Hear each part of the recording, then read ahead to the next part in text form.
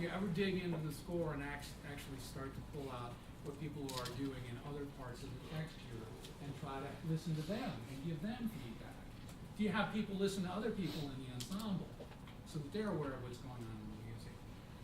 All these sorts of ways to show that you're wanting to engage everybody at some point in time. Now, I'm a percussionist. I cannot tell you how many rehearsals I sat and counted 63 measures of rest, waiting to go proper technique, pulling the sound out of the triangle, and I get to measure 62, flutes, clarinet, and I hear you back at 23. I cannot tell you hours of my life counting measures of rest. And in fact, I was generally a well-behaved percussionist. I wasn't doing this.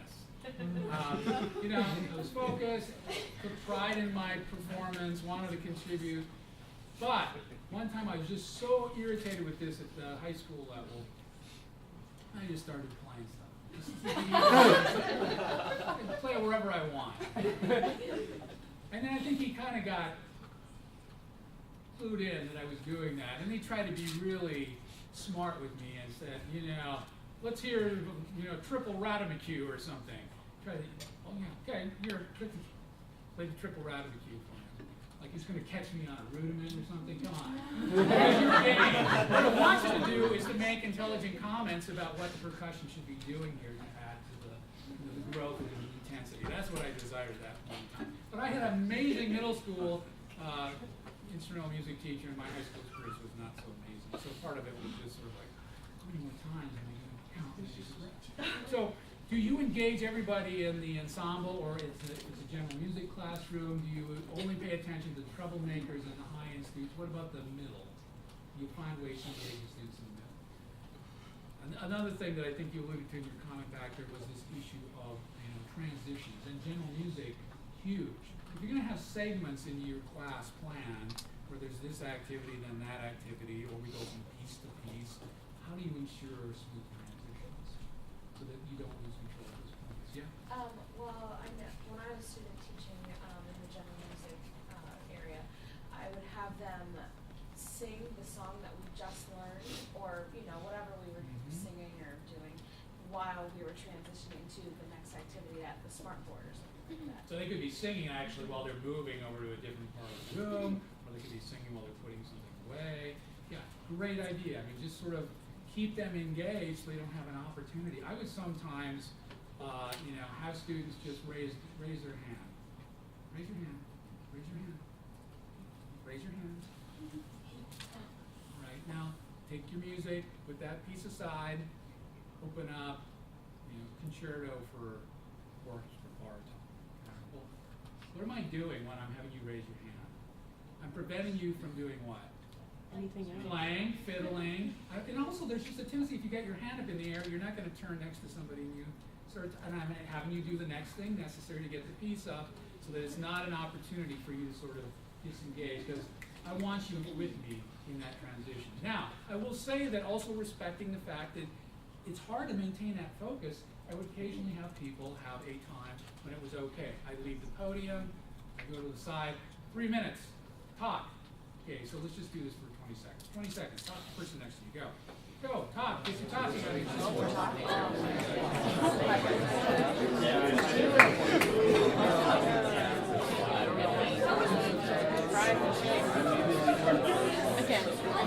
Okay, here we go. Hands in the air. Or you can do that thing, or whatever your hook 'em horns, whatever you want to do. Okay, so kids will appreciate that. I mean, they will then come back and be that much more focused as you move forward with the class, whether it's a second grader or a senior. They will respond to negotiated moments of time when it's okay to talk, it's okay to fiddle, with the understanding that then when you come back into the mode, you need them 100% there. And again, just like I said to you that it took me 18 months to get, you know, the musicianship stuff happening at a level that I really felt a sense of reward on. You know, it easily took me 9 months to kind of get students to understand. I wanted their brain to hurt by the time they got out of a rehearsal with me. You know, I wanted them to be physically spent, but I wanted them to have that, like an endorphin thing, right? Like a good workout. I didn't want them to feel like it's okay to just sort of push buttons and go through. No, I want you mentally engaged, I want you emotionally engaged, and I want you physically engaged. You know, and I'm sweating sometimes, hardly, there's no air conditioning in the room, but, you know, that's how hard it is. And again, that was like a 9-month proposition to get them to understand that was really digging in as a musician and getting the maximum out of your experience. Other thoughts about the behavior issue? Yeah. So the last couple times I've been out observing in the field, I've noticed that when instruction is given in the form of a question, class is completely chaotic versus just telling and instructing and ending it without okay, or are we going to do this now? So when you ask a question, well, you brought up the issue of names, someone over here earlier. Yeah. So if you ask a question, tell me your name. Jessica? Jessica. Okay. I don't need your last name. I just need it. So, you know, I'm getting ready. Jessica, what are you hearing in Measure 23? What do you think the ensemble needs to do there to make this sound play along? We need to play softer. Okay, we need to play softer. How many of you agree with Jessica? Raise your hand. Okay, let's try it. Go to 23. So let's sing law. Let's do it. La. Let's do it soft, but still with a nice round sound. Ready? Okay, but what did you hear when we went soft? What happened to the tone? Pretend your name's Jacob. Jacob. I don't know how close I am. Do you have a J name? Joe, I was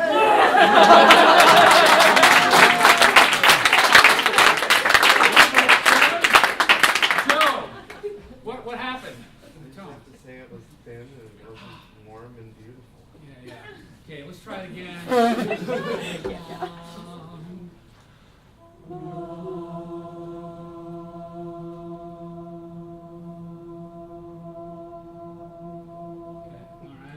So, I asked a question, but I directed the question. I then asked everybody in the room if they agree. You could set it up elementary-wise, thumbs up, and disagree. Then I have them actually try something to link it to it. So, just throwing questions out as, again, sort of a cliche behavior invites chaos in the classroom. So directed questioning is key. Knowing the students' names is key, and mixing it up. Not always, because if you go to the and you're always going to that person who wants to answer the question, again, you're engaging maybe 10% of your class. And I would intentionally try to find the ones who were hiding behind the stand. Austin, don't call on me. Don't ask me about form again. What do you know about form? Everybody's got to be focused about it.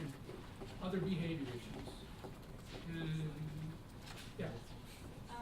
I am student teaching right now, and I have a freshman course, all freshmen girls who meet first period.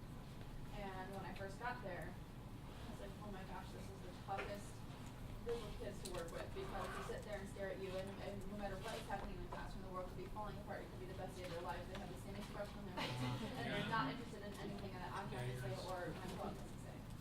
But then I started to listen to the way that my cooperating teacher talked to them and about them. And she would use things like, I know you don't want to be here right now, or do this and we'll be done with it for the day. Kind of a reward system, rewarding them for being apathetic and not being interested in what was going on. And then she would just say, you know, I've been here for however many years, like when I see students that aren't interested, I just like, you know, I know who's gonna be really invested and who's not, so like I don't waste my time. And I was like, wait a minute, maybe that's the problem with this ensemble. So that's what I'm struggling with right now, is trying to flip that and get them to realize that what they're doing is valid and good, and they do good work. They're good musicians. They just don't. Maybe you have to enjoy it more over. Yeah. Yeah. So self-fulfilling prophecy, right? You know, so if you convey to students you have certain expectations what their behavior is going to be or what they're going to be able to do or not do musically, they will rise or lower to the occasion. And it's just a given. And it's amazing what you can do if you can incrementally ratchet up. You know, that was pretty good, but I think you can give me even more there. Or, you know, what's the matter, mate? Just stop. Pause. Silence for 3 seconds.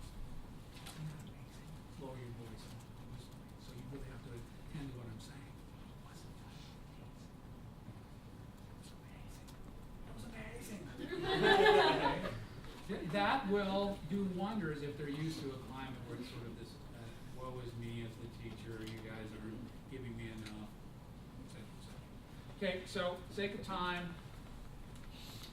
reinforcing a lot of what you've already said, great ideas, adopt a proactive approach to classroom management. In one of the articles they said discipline is reactive, classroom management is proactive. So anticipate problems and preempt them through things like room setup, rapport, greeting the kids when they come in the class, noticing the new shoes they have, the new hairdo, whatever it might be. Positive reinforcement of good behavior, as someone said, whatever it might be. Flutes, I'm so glad that every time I bring my hands up, you're ready to play. The rest of you, I don't know how in the world you're getting your embouchure set, the instrument up, and getting sound coming out of your instrument in half a second, but somehow you're trying to do that. Flutes, show them what you're doing. Okay? So positive reinforcement of flutes, encouraging everybody else to match behavior. Proximity, moving around the road. If I'm having trouble here with distracto boys, I might just come right here and I might be conducting off the podium. Well, I don't need to see the score. I know the score. I know what's going to happen next. I'm not buried in the score. I'm here. I'm trying to help these guys engage. And then I might come by and do something like that. And out on the back, go on to the next person. Okay? So, all those things that you can do, wait time versus talk time, as we talked about. Consider teacher role in contributing to problems. That was brought up back here. Pacing, are you engaging all the students? Smooth transitions. Establish expectations and routines at the beginning of the year. Whatever your pet peeves are, or whatever your key objectives are in terms of behavior, the old saying, you can't pull the rope in after it's already gone out. You have to establish the expectations. But I don't like the word rules, because that sets up a break the rule mentality. I like to think about it as mutual expectations. I will respect you. You need to respect me, but I'm going to try to earn your respect because I'm new. I'm a first-year teacher. I don't demand respect. I try to earn the respect, and I try to give mutual respect. That goes a huge distance with kids, no matter what their age level is. Emphasize active learning, the 70-30 thing that we said. Communicate and follow through on escalating consequences. Okay, if you're going to lay your cards on the table, you can't be inconsistent. You can't one day lay the cards on the table and do something, and the next day lay the cards on the table and do nothing, because that will confuse students about really what's the bottom line in terms of your expectations and behavior. So if you have some sort of plan, like here's a warning, here's your name recorded, or you go from being green to a yellow to a red, thermometer setting, whatever tool you're using to convey this to students, you got to follow through on it consistently across class sessions and across students. Use timeout, don't use timeout.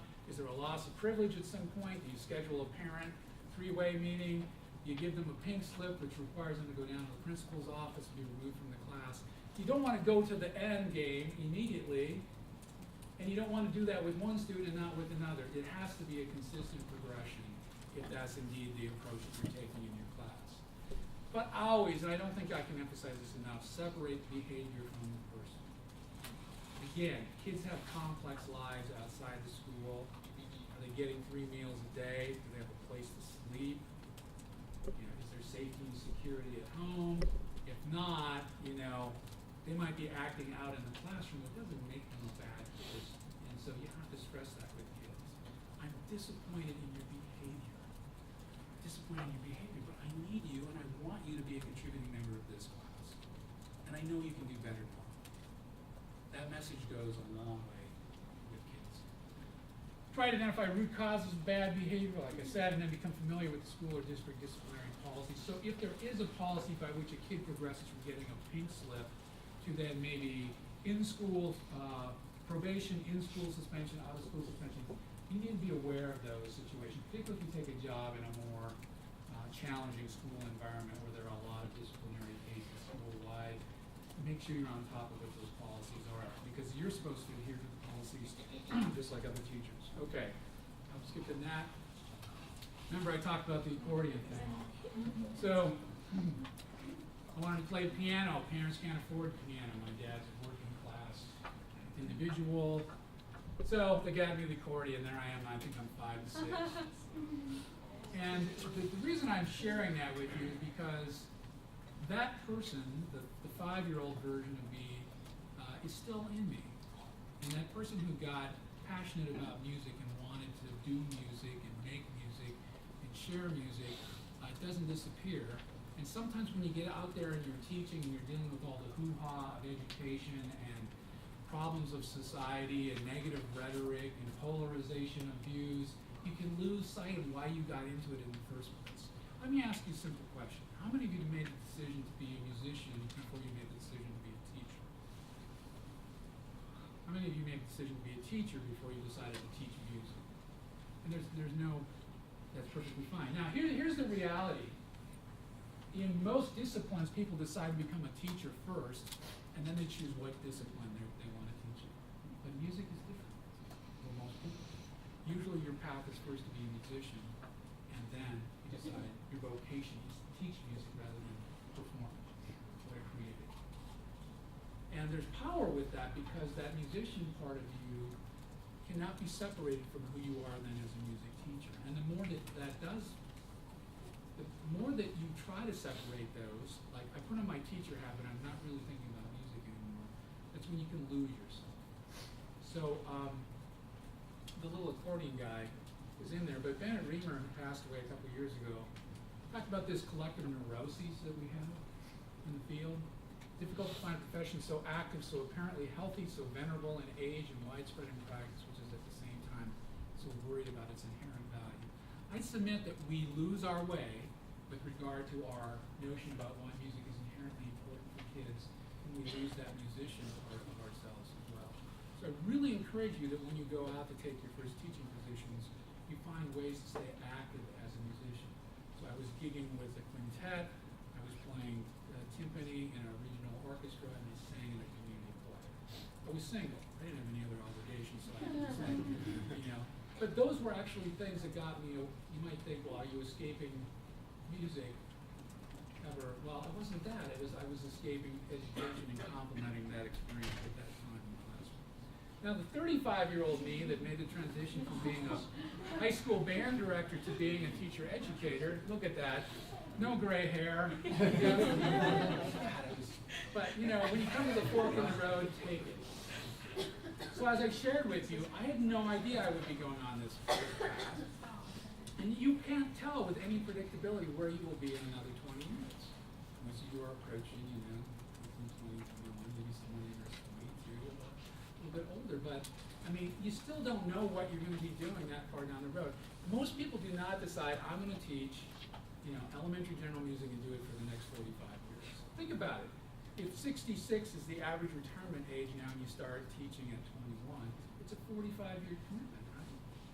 No one says that that is the path for everybody or that should be the path for everybody. But here's my wish, that if you go out to become a teacher and you teach for a period of time in the schools, you give it 100%. You put the kids first. You're passionate about your subject. You get them passionate about the subject, and you try to produce, in a positive sense of the word, students who, after having been with you for 3, 4, 5, 6 years, whatever it might be, continue to be lifelong music appreciators, if not music makers. If you can wake up the next day, look in the mirror and say, I've accomplished that, then all the other stuff that might be presenting challenges for you out there, whether it's the kid grabbing the maraca and shaking it before you have a chance to get the next segment started, or the kids who get off task and the teacher keeps going, shh, shh. That's my pet peeve. The more you say shh, the louder you're going to talk. So focus on where you started in your origins of music and why you're passionate about it in the first place. Keep that at the forefront and keep kids at the forefront, and I think we'll be in a great place in terms of the opportunities and rewards of teaching always being more pronounced than the challenges of teaching. Okay, with that, let's take a quick break, 5 minutes. If you need to use facilities or stretch, and we'll come back and we'll start talking about assessment.